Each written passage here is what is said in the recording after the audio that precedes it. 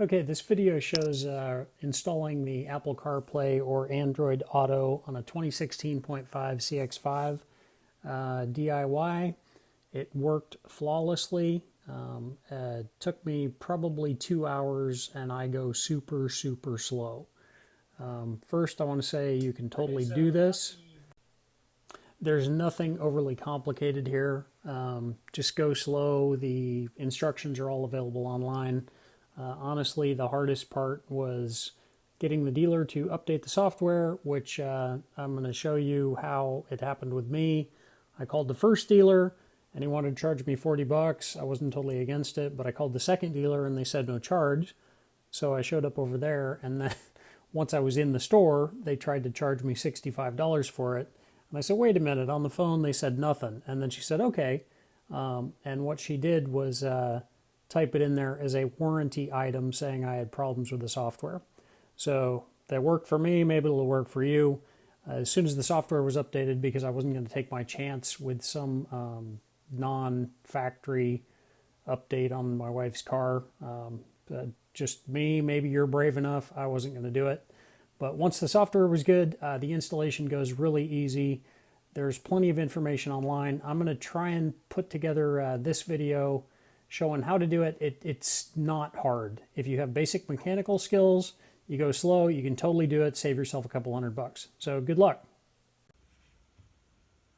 Okay, so got the version updated, and to check that, I come here, go over to settings, and then from settings, scroll over to the far right, system, and then scroll down, about, and version information, and there we go. This is what I had updated yesterday at the dealer. So it's 70.100. That's the latest version.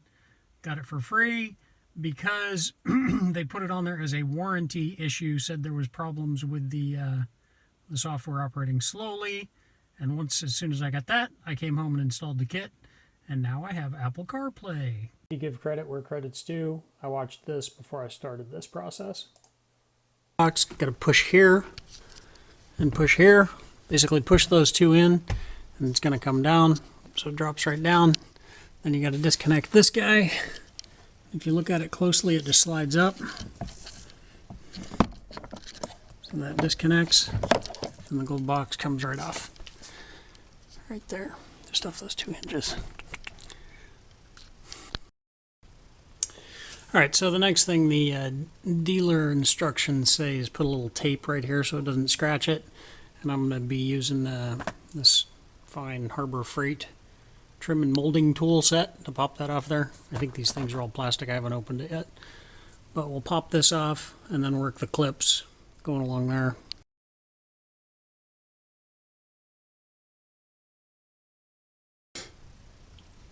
Okay, so the tape was not needed, it didn't do anything. That thing popped off pretty easy. So we got the first one, I'm just using this guy here.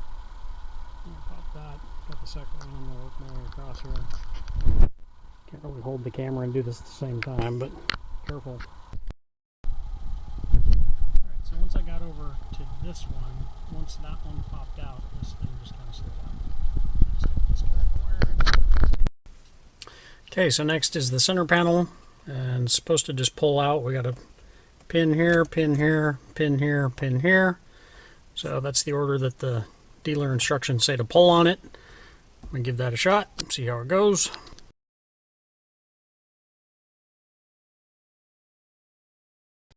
Okay, success. That did work. Popped out at the bottom pretty easy. The pins, the hooks at the top, those were kind of harder. But, it did kind of stick there though. So it looks like this tape helps it stick in there. Okay, so now it's down to the center panel removal, and there's just, you got two screws, one there, and then there's a bolt back in there. Okay, so I got the screws out, the two Phillips and then the 10mm under there, and pulled gently, and it did not just slide out. And apparently there's 4 clips here, so it needs a little more force than just a gentle pull. So figured I'd mention that. Yeah, actually it wasn't a heck of a lot of force. Now that I was sure I wasn't going to break it, it did pop right out. You can see the clips. I can't really see them. My light situation's not that great here. Should have mentioned I disconnected the negative terminal on the battery before starting this, so we don't have any interior lights. I got a headlamp on. Alright, so here's the wiring situation back here. I gotta pop all those guys off, and then this thing comes free. Yep, there it is. We got everything out of there. Now time to start working our way down. Okay, so next up is this side panel on the front of the console, and it actually is just these two little clips that pop straight out. So pull on the top and pull on the bottom. Not very far, but about an inch, and then it just slides right out because that thing in the front slides in there.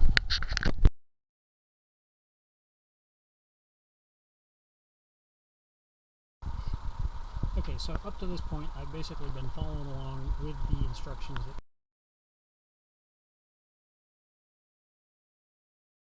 came in the kit.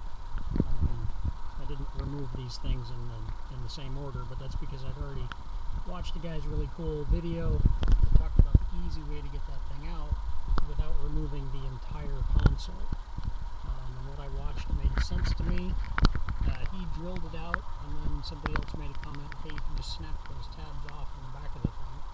And so that's what I'm going to try and do by accessing it here, getting up in there with a long, thin screwdriver, and see if I can snap the tabs off. And I'll show you what those tabs look like.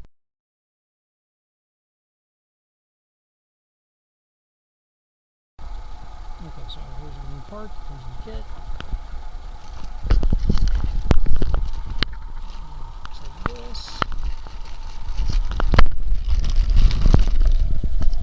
And we've got these tabs right here on the top and the bottom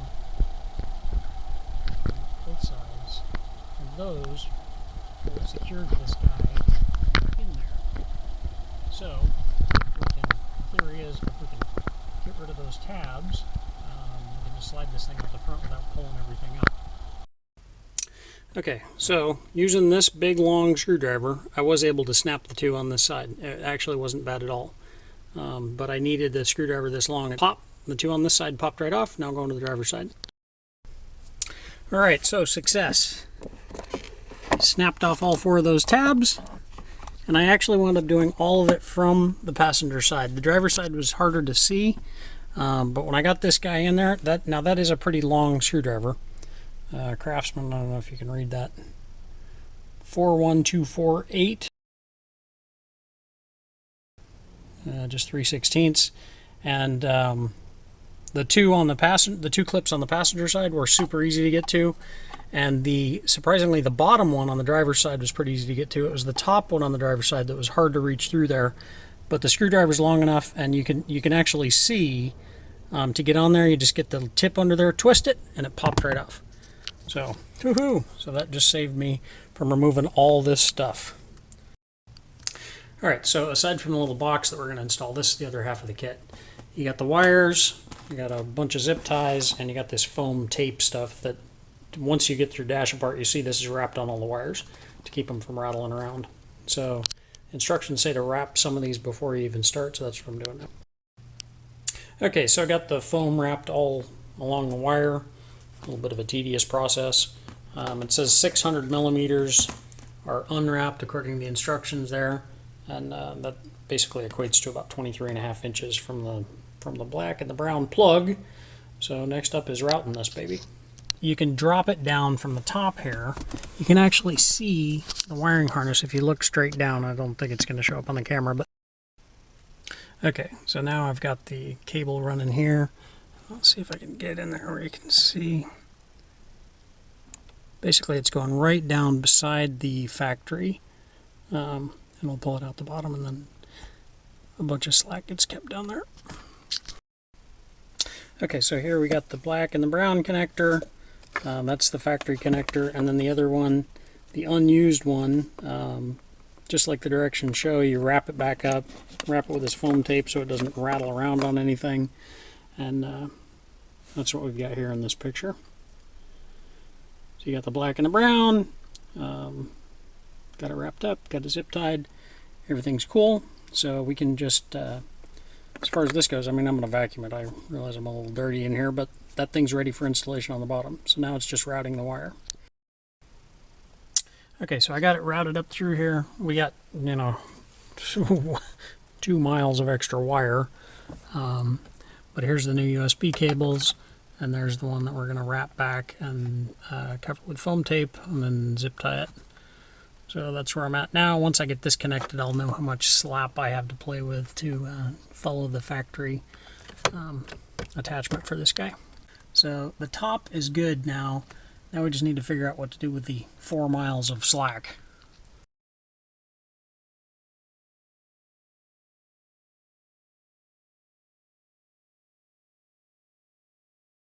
To get the Apple CarPlay to work, we have to plug it in to the jack here. So I'm going to plug my phone in.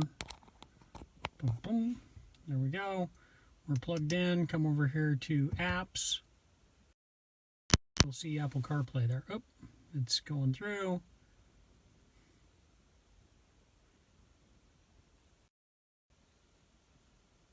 Okay, so yeah, as soon as I plugged the phone in, it jumped over to CarPlay and kicked me out of the video recording. But here it is, Apple CarPlay, whatever apps you've got loaded on your phone that are CarPlay compatible are going to come up here. Works like a champ. Super easy using the center console thing. You can either twist it or move it up or down depending on how you want to